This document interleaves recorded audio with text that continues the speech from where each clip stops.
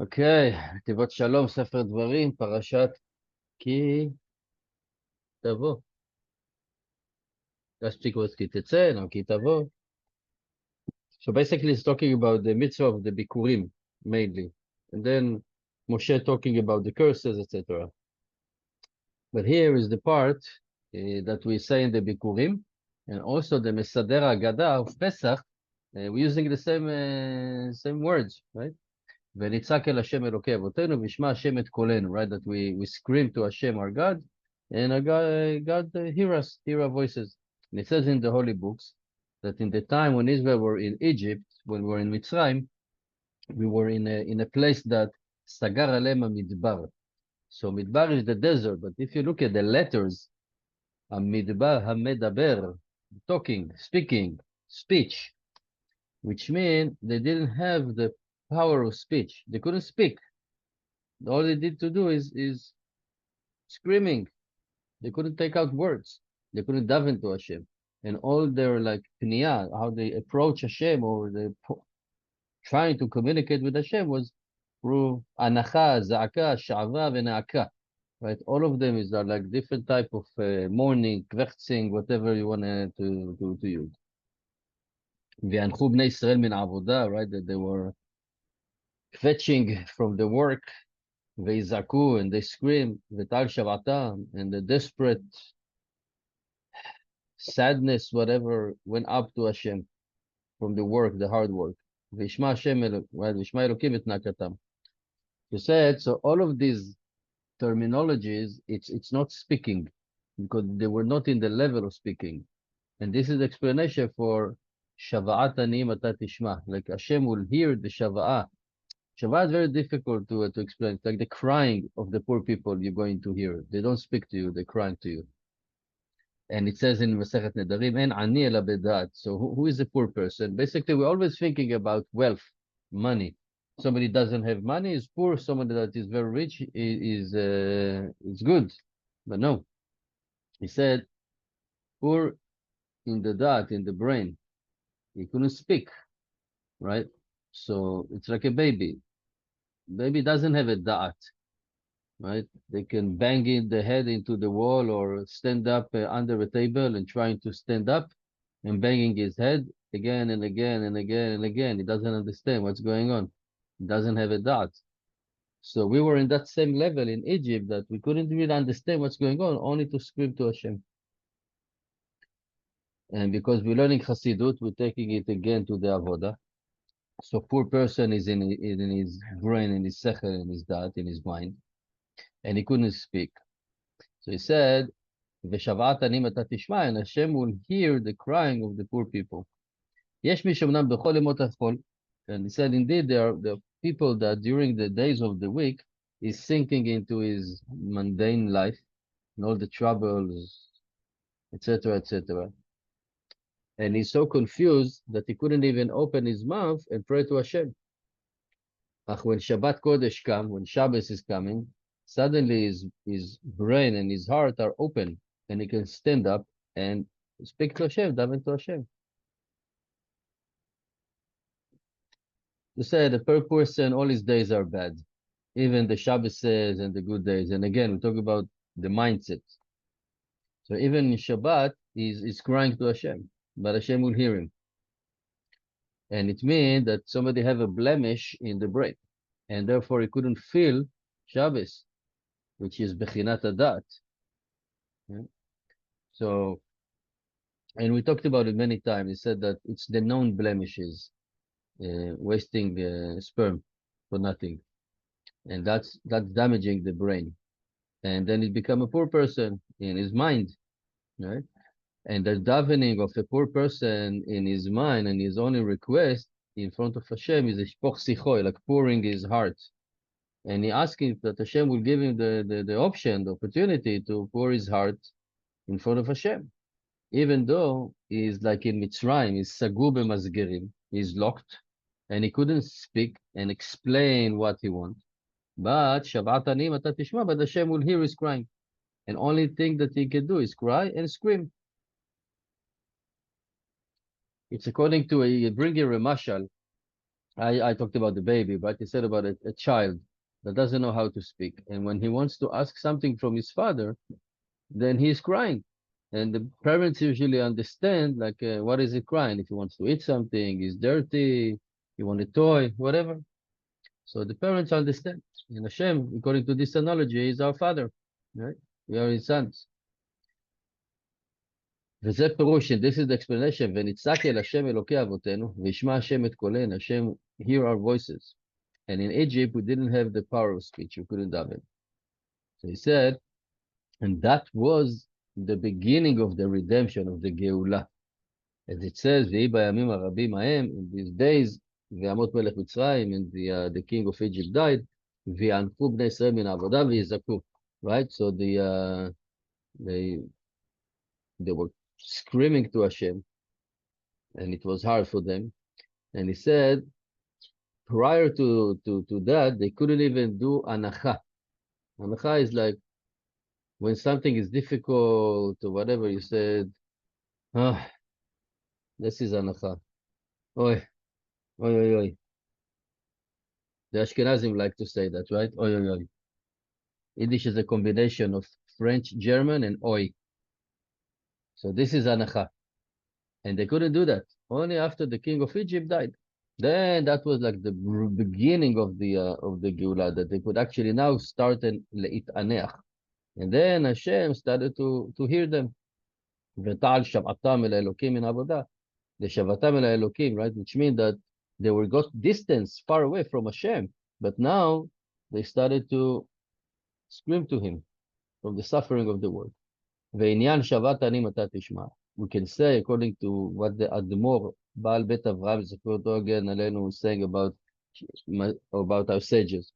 He said that כשם שכינוסו של הקדוש ברוך הוא עולה מצדיקים שבגן. So the same way, the praises of Hashem coming from heaven, from the righteous people that are in heaven. I'm sorry, Kiwi. So the same way, the praises of Hashem coming from heaven, also praises of Hashem coming from the wicked people in hell, that they are like cooling off hell with their tears. So the meaning of the tzaddikim, or the righteous people in heaven, it's when a Jew is dealing with the Torah and Tefillah, etc. So the same way it's coming from that, it's the same way coming from the wicked in hell. Which means that when a Jew is in the lower level, and the fire of hell, of the evil inclination, is burning in him, and his only request is, Oshieni Hashem, right? Save me, Hashem. I cannot take it anymore. I'm drowning. And from that is the praises of Hashem. Because there are people that got so depressed, and they're mityash. Absolutely. And they couldn't even scream to Hashem. They gave up. They gave up. That's it. And that's the worst thing, when somebody is giving up. But when a Jew doesn't give up, and is not accepting what is going on, and is screaming to Hashem, Hashem, please help me, Hashem, please save me, right? Then that's it, the praises for Hashem. And this is what it says in the Agadah, and of course, it's taking from here, from the Parashat, V'zo nitzak el Hashem Elokei Avotenu, that we're screaming to Hashem. Furthermore, we can say, nitzak el Hashem Elokei Avotenu, v'shma Hashem et kolenu, when it says in the Torah Tavo, about the Tkiyah Shofar, right? So all these parashiot now are all preparation for us, for Chodesh Elul, and all these parashiot for Rosh Hashanah, for honoring Hashem, right? So definitely we have the Shofar. So he said it's an analogy about the son of the king, and he was captured among the listim, right? The kidnapper, whatever. So actually, so relevant for today. And through the time, the sons of the king, they got friends with the kidnapper, right? They were in the same place, same tunnel, eating the same food, etc., etc. So they become megushamim, like the kidnapper. You know, it's like not exactly like the Stockholm syndrome, that after a while the hostages become identifying with the kidnapper, with the terrorist. So they became friends, but they got influence from them. So they got Megusham. So after a time, they came back home, and they come to the king, and he started to talk to him. But then they realized that the king doesn't understand because they forgot the language that you're supposed to talk to the king. And they lost all the royalty, manners and everything. And they didn't know even how to approach the king, the father. And therefore the king doesn't listen. So they started to scream to him. Maybe by that, the king will understand that it's them, it's their son. Because he didn't recognize, probably they have a beard, long hair, tattoos, whatever.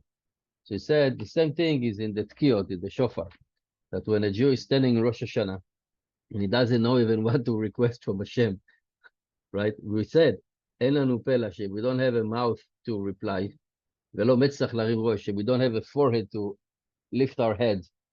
Like we are really down, right? When we're thinking about what we could do and what we should do and we didn't do, or what we did we shouldn't do.